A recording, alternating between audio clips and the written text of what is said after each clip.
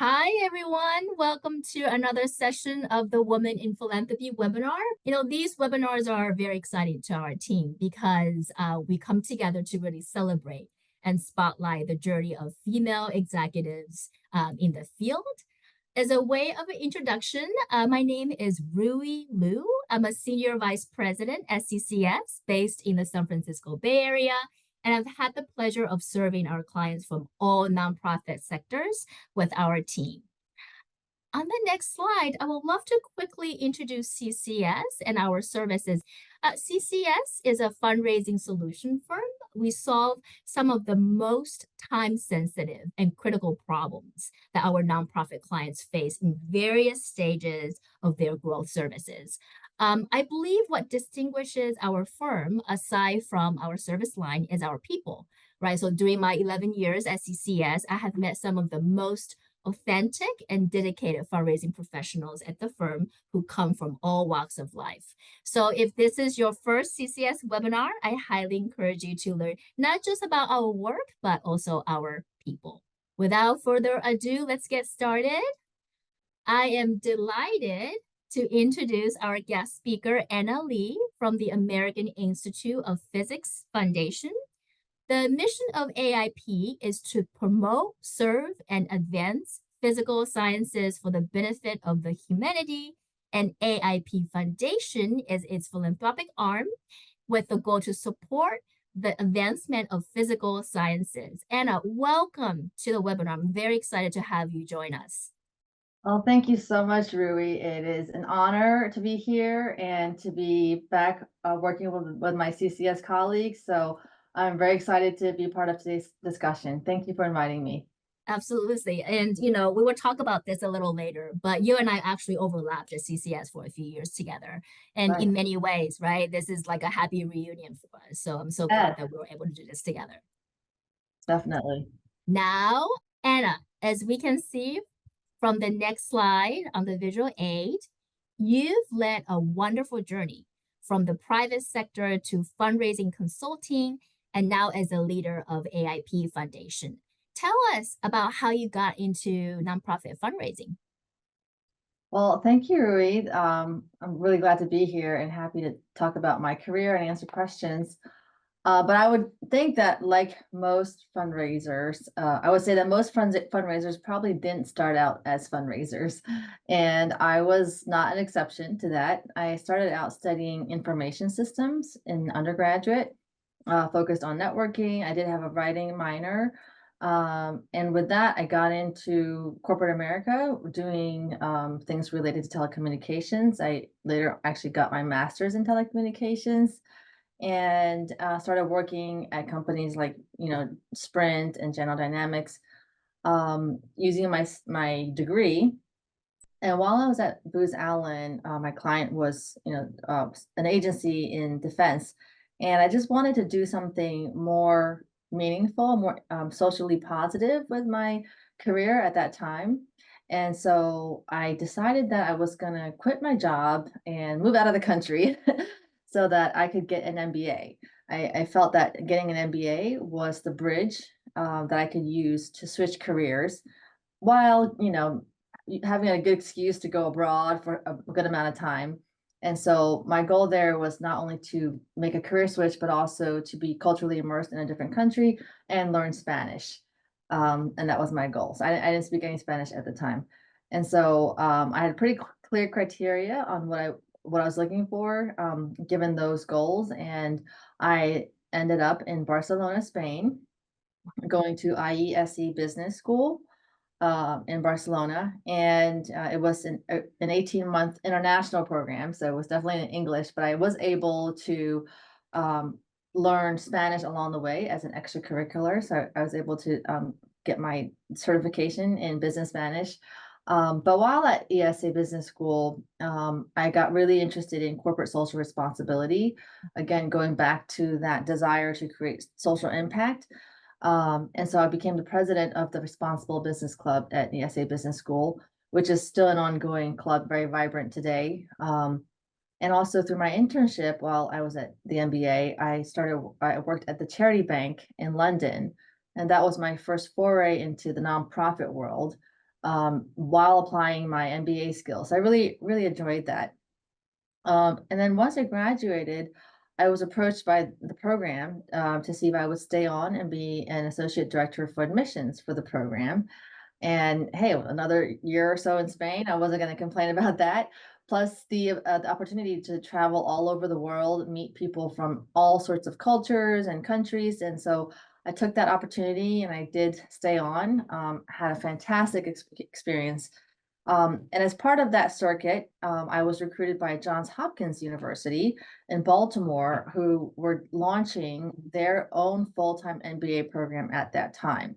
And so they approached me to lead the recruitment of their inaugural class of the full-time MBA.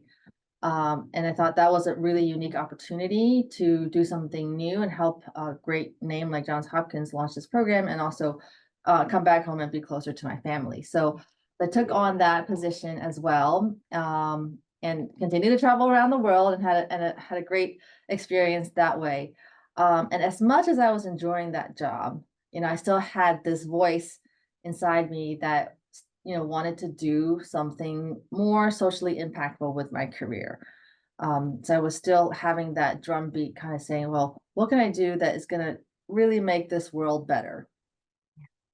And that's when I came across CCS fundraising. And it was so interesting because I had not considered fundraising consulting, Mhm. but by learning more about the work that CCS does, which is empowering and advancing the missions of many nonprofits, I thought, well, this is fantastic. I don't get to just have positive impact on one organization, but many. And so I applied for the job, and luckily, I was accepted. I got the job. I started out at CCS as a senior director, and worked on a number of different projects. And what I liked about the CCS approach was that, we're embedded.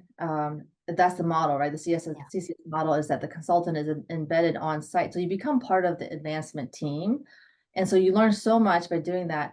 And especially the exposure to different organizations of all sizes, types, and sectors, it helps you to learn so much in so little time, whereas a development person out in the wild might be taking, years to learn all this. As a consultant, you get to see that in very short spans of time across projects. So I felt like I learned so many best practices at CCS. I liken it to saying I went to the Harvard of fundraising because you really learn the best. And I still use those skills today. So that's how I kind of got into nonprofit, was through CCS. I completely resonate with that experience, right? Projects that we worked on 2, 3, 4 years ago are completed today, right? So you literally see the impact of the funding itself. And it's incredible feeling to move from, let's say, an architectural renderings coming alive in front of your eyes. And because you know how hard the community leaders work to make that happen, I think we know the behind the scenes struggle, right? And the perseverance it takes for organization to realize their vision. And this is what you mean by the embedded model. We're part of the team. And I think I can certainly speak for our team that it's being such a privilege to be part of this, part of that process. And Anna, what I'm curious. Yeah, Sorry, I just yeah, want to say one thing that yeah, CCS did not pay me to say this. I'm really just saying it from my own experience because I did have yeah, such a great career at CCS. It really launched me into where I am today. So I'm speaking personally on my own accord, and I just have fond yeah. memories of working there. Absolutely, Anna. Absolutely. Appreciate that. What are some of your most memorable projects at CCS? Oh, I love them all because it was so interesting. I'll just say generally, I was at CCS for like almost 8 years, but I did not feel like I was there for 8 years because the projects change. And so it was like getting a new job every time you had a new project, but you still had the infrastructure and you still had that family. So that was really nice. I never got bored. But I can tell you that the highlight of my career was my last project at CCS, which was the Smithsonian National Museum of African American History and Culture. It was the last 5-acre plot on the National Mall next to the Washington Monument, where they were able to build this museum in honor of African American history and culture. And CCS was brought in to help the museum reach their fundraising goal by grand opening, which was September 2016. And Mm. Barack Obama was going to be there. There was going to be a big grand opening. Now, the museum had been fundraising and they had gotten about halfway to their goal. And then they were in a rut, right? We've all been there. And they just kind of hit a wall. And so CCS was brought in to really help them get out of that rut and get to the finish line. And so I happened to be the campaign director on site for that project. And what I loved about it was so many things. I love talking about that museum, but a number of things. I was able to work with Bob Kassane, who was then CEO of CCS. And Bob is just a fundraising legend and guru. Because this project was one of the largest and most important accounts for CCS at the time, Bob was on it. So I learned so much just working with Bob on this and tapping into his strategic thinking. It was fantastic.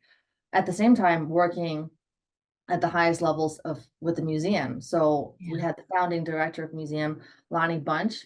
He was obviously involved in the campaign, and he's now the secretary of the Smithsonian. So it's great to see him rise as well. And then working with their board, which they called the Museum Council. And they had just stellar people on there, like the CEO of Bank of America, Brian Moynihan, Oprah Winfrey, General Colin Powell, Ken Chenault, who was CEO of American Express, was the campaign chair. And so, just working with people at that profile, you grow a lot and you learn so much. So that was very exciting. The work was actually to reach the $270 million capital campaign goal to build the museum. And at that time, it was a hole in the ground. They were just digging into the National Mall. And so we didn't have anything to tell people. We couldn't show them, look at this museum or come tour the museum. There was nothing. And so part of that work was really selling the vision. And Lonnie Bunch, the director, was really good at articulating the vision, what this museum meant to the nation and what it was going to leave behind for the nation and the future that it would paint. So I think that's so important when you're working in fundraising, is to be able to articulate the mission in a way that resonates with your donors. So that was fantastic. And working with Ken Chenault as a campaign chair, he was really, really dedicated. And as someone in industry, he could pull a lot of weight. He had a lot of good connections. And that was part of the work. Well, really the primary part of the work that CCS was brought in to do, which was to activate their council. The board had been engaged, but they certainly could have been activated more. So when I got on site, my job was really to focus on $1 million plus gifts, and activate the council so that we could get to the $270 million, which, by the way, ended up being $290 million because of budget overruns. And so we did that, and we were successful in doing that. Again, following the best practices from CCS, and by grand opening, we had raised over $300 million towards the campaign. So we were on time with the campaign, and we exceeded the goal, which was really, really a great achievement. Yeah, yeah. I recall after you did all of that, a lot of us at the firm went to see the museum. I have no words for it. It was so powerful. The experience of just walking into that building and just to know that so much has happened behind the scene, and Yeah. how great the leaders have really stepped up. So congratulations, wonderful, really, really wonderful work. And I'm curious to get your thoughts on how has your experience, such as working with the National Museum, and other, private sector and whatnot, help you with your next career steps? How did it all kind of tie together? Sure. When I was at the museum, I worked side by side with the director of advancement at the time, and the entire team of development professionals, and they were all seasoned gift officers. They oversaw foundation relations, corporate relations, individual giving, events, sponsorship, membership. And so I worked right by them on this campaign. And in doing so, I realized I had the affinity towards corporate relationships. I really was excited to make a pitch to corporations or to think about strategy with a particular corporation. And so that influenced my next career move because I wanted to delve a little bit more into that and kind of be part of it, really be part of the front line to work with corporations. Yeah, yeah. Um, this whole idea of being a frontline fundraiser and leading the work, I talk about decision making sometime, right? One of the things that I've experienced being a consultant is that we do not make the decisions, the leaders do, the leaders of the organization that we serve do. What motivated you to, I'm sort of leading us to that question, but what motivated you to go for the executive director role from a frontline fundraiser role? Oh, right. So, well, I guess to fill in the gap there from the museum, I went on to University of Maryland, Mhm, where I mhm. led the corporate and foundation relations enterprise at the School of Engineering, which was the biggest fundraising powerhouse on campus. Yeah. And while I enjoyed that very much, and I think I was successful there, I found myself very much in the weeds of doing that, and I felt like I could really contribute more by shaping strategy and making decisions about bigger things based on my breadth of experience having come through everything in my career. I felt like I had just more skills to leverage than just a corporate piece, which I Yeah. still liked. And I also thought that there was not so much opportunity there at the time to continue down this corporate path. Mhm. And and so I just started, opening my mind to different opportunities. I wasn't looking particularly for an ED role at all. Yeah. But this came along. One day I got this email in my inbox, and I'm like, well, usually I just take a quick glance and you delete it, right? Sure. Yeah. But I'm not quite sure why, I kind of continued reading on. And one thing probably was that AIP is actually just a mile down the street from University of Maryland. And so I thought that was interesting. And it talked about leading a new foundation. So AIP Foundation is actually just a few years old. It was launched in 2020, right? And I joined in 2023. So it was a new enterprise. And I thought, wow, this is such an exciting opportunity to really shape something for the future that Mm. can leave a real impact on this organization. But it wasn't just that. It was also the fact that this was the physical sciences. Yeah. And in fundraising, I just think it's so important that we resonate with the mission because Yeah. that's what we're selling at the end of the day, right? That's the product is the cause. And I personally couldn't fundraise for something I didn't feel strongly in. Mm. Um, and I did feel strongly about the importance of physics and the physical sciences. Mm. That's why I was at the School of Engineering because I Mm. really believe in the power of STEM. So the mission of the organization also drew me in, Mm. and then they were running a campaign.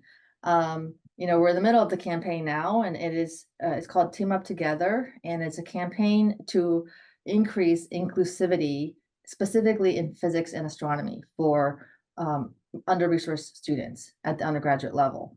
And so I said, oh, well, this is very similar to what I'm doing and things I've done in the past in supporting underrepresented minority students, raising money for STEM and campaign direction, right? So this all seemed to fit with all the skill sets I had built throughout my career, and so that's why I decided to go for it. Plus the Yeah. fact my husband totally geeked out on the physics thing. He's a nerd, so he was like, "Oh my god, physics is so awesome!" Yeah. Yeah. That's so great. One of the things that I was thinking about as you were saying, Anna, is your role as a female leader, right? You and I are both working mothers. We have other responsibilities in life, and I'm curious to see if you're comfortable sharing a few thoughts around that. What do you kind of pay attention to in terms of knowing that you have family, you have your other life obligations, and then balancing leading this work itself? Yeah, no, that is something that I think a lot of women face nowadays, with all the different hats that you have to wear. It is 100% a juggling act. Yeah. And I like to say that we don't stop juggling, we just become better jugglers. Uh, Mm. and you just learn how to do it better And you really have to keep your eye on the prize at all times, right? Why are you in this? What are you doing? And that's why I think it's so important to find a career that is fulfilling, because when the time gets tough, you get Mhm. stressed, you're like, why am I doing this? Oh, Right. because I'm helping like thousands of students, Yeah. make it past the finish line, or help them get jobs, or whatever it might be. So I think, having that fulfilling career is Yeah. important, because you're going to face tough times and you want to know that you're doing something good and meaningful. Yeah. Um, and then I think also, in terms of juggling, just setting boundaries to say, Mm. Hmm. particular times of the day, I'm just gonna focus on my kids and not check email, not do Yeah. anything. And then other times where I'm gonna be hyper focused on work. And of course, giving yourself some grace to Yeah. like not be perfect, you know. Right. Right. Um, Yeah. Sometimes our dinners can be very simplistic, to put it nicely, just because I don't have time to cook. But it's important for us to sit at the table. So Yeah. what's more important, like that interaction rather Yeah. than like three-course meal. So I Yeah. think the grace to not be perfect, and just keeping your eye on the prize as you're juggling. Yeah, yeah. The thing about your career journey as we see this visually is that you are intentional, right? Things come to you, but you are intentional when you make a decision on your next step. And I think about what's the messaging here for people in the audience and perhaps even for our own kids. What are some of the things that we're trying to express and trying to leave behind as we think about this, not as a just 9 to 5 job, but a career, to your point. Yeah, what are we trying to leave behind to Yeah. our kids? Yeah, well, one thing, I have 2 girls, they're 8 and 9, and what I like them to see is that, you can be a mom and a professional and a Mhm. boss, right? And Yes, so they talk yes, about that a lot, like, well, my mom's the boss of, such and such. yeah, And I think it's a good role model for them to think about their own growth trajectory, and why they should go to college and what they want to study and what they want to do. So mhm, to see that, your mom is not just a mom, but they're like a multifaceted person.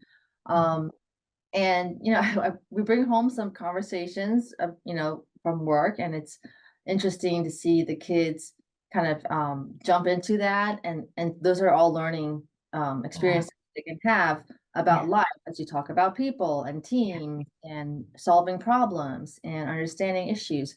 That's all, those are important skills that come out in conversation yeah, informally. And yeah, so I think they're learning along the way.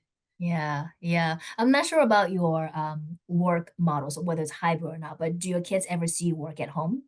Do they ever Oh yeah. witness you on Zoom? They Oh, do. all the time. Yeah, because Yeah. I Isn't it home. interesting? Just like a few years back, that wouldn't have been the case. We would all be in the office, and our kids Exactly. wouldn't have seen that. What a And difference.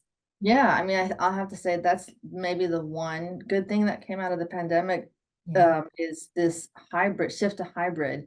Mm. That's been just a game changer for families and working parents. Yeah, yeah. Well, Anna, thank you so much. So good to just hear your the steps you've taken, right? We have some extra time, and this is very typical for our webinar. We tend to wrap up early and give people time back as we're all back to back nowadays. But I do want to sort of address a question and talk a little bit about your work at the foundation, specifically related to annual giving. So let's begin with, how have you shifted your appeal strategy, right, to amplify your annual giving? Give us some thoughts here. Sure. So when I first joined the foundation, our annual giving appeal strategy was kind of focused on a lot of different programs and even specific funds. So AIP has a number of programs that support students, that support the preservation of history and science, and a number of and diversity and other things, right? And so the annual appeal was very what's the word? It kind of focused on a lot of um, smaller buckets of funding. Mhm. And I thought, well, we should probably change that, so that we want, because at this level, I think you want people to support the organization as a whole. That's where they can really make the impact at those levels, right?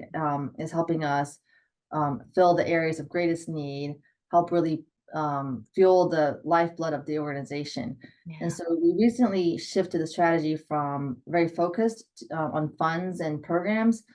to promoting just AIP Foundation.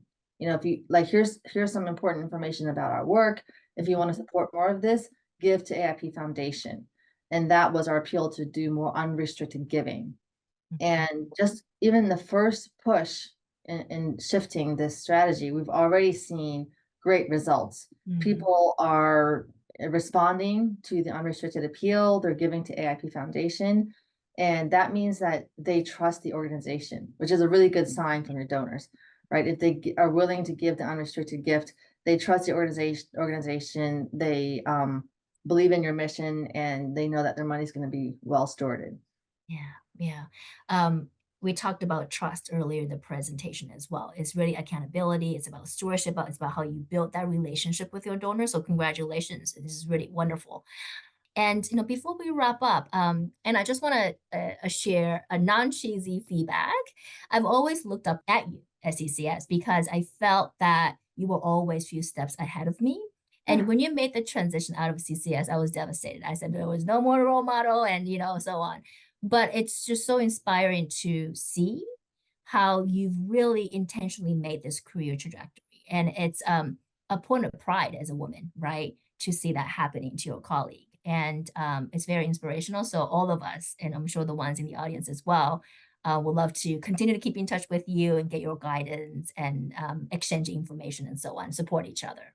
Yeah, no, I Yeah. really appreciate those kind words, but you never know because I was also looking at you, and very impressed by the work that you do Oh, internationally. And so, I think everyone feels that, it's good to have someone to look up to, yeah. but also give yourself the credit of Oh, all the thanks. accomplishments you've achieved.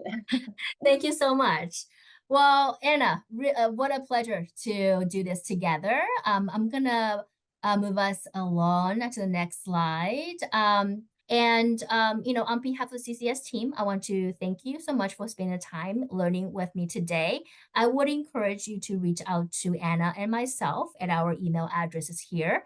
We look forward to engaging with you and really happy to answer any questions, reflection, or feedback. Thank you again, and we hope to see you at our next webinar. Take care.